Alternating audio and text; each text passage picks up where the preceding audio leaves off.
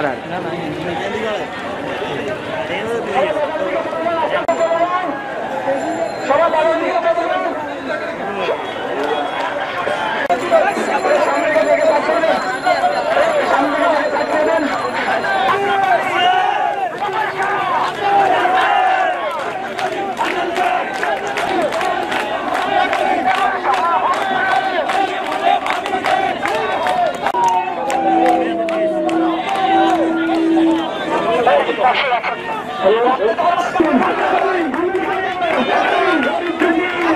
MP, জামাত, NCP, গণ অধিকার এবং অন্য যত দল আছে যারাই হাতিয়াতে বসবাস করে সকলকে বলতেছি ঐক্যবদ্ধ হন, একসাথে মিলে যাই। এই দ্বিপাঠিকে আমরা বাঁচাবো ইনশাআল্লাহ। আমরা ভূমিদস্যু থেকে বাঁচাবো ইনশাআল্লাহ, জনদস্যু থেকে বাঁচাবো ইনশাআল্লাহ, নদী ভাঙ্গন থেকে বাঁচাবো ইনশাআল্লাহ। আমরা বলছি ব্যাকে আইন হাতিয়াকে বদলাই। কি বলছি? ব্যাকে আইন হাতিয়াকে বদলাই, ব্যাকে আইন হাতিয়ারে বদলাই। হাতিয়ারে যদি বদলাতে হয় সবাই ঐক্যবদ্ধ হতে হবে। হাত মুষ্টি করে দেখেন, সবাই ঐক্যবদ্ধ হবেন ইনশাআল্লাহ,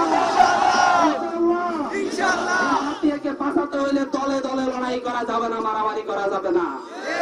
এই হাতিয়াকে যদি আরেকবার হাতিয়া এবার ফেল করে, এই হাতিয়ার মানুষ যদি আরেকবার সংঘাতে জড়ায়, তাহলে এই হাতিয়ার মানুষের আর মুক্তি মিলবে না। হাতিয়ার মানুষের সত্যি আর মুক্তি মিলবে না যদি আবার সংঘাতে জড়ায়। আমরা বলছি ব্যাকে মিলে আমরা হাতিয়ারে গড়ব ইনশাআল্লাহ। আমরা আজকে এখানে এসেছি কোন নির্বাচনী জনসভা করতে নয়।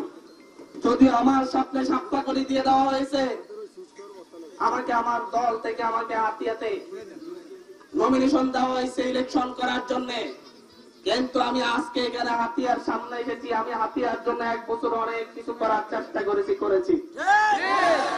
আমি ইলেকশন করব কিনা আমি জানি না। হাতিয়ার মানুষ চাইলে ইলেকশন করবো, না করবো না।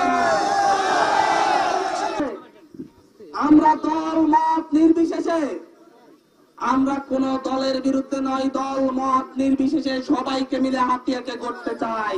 এজন্য আমরা স্লোগান তুলেছি, ব্যাকে আইন মিলি যাই, দ্বীপ বাঁচাবার শেষ লড়াই।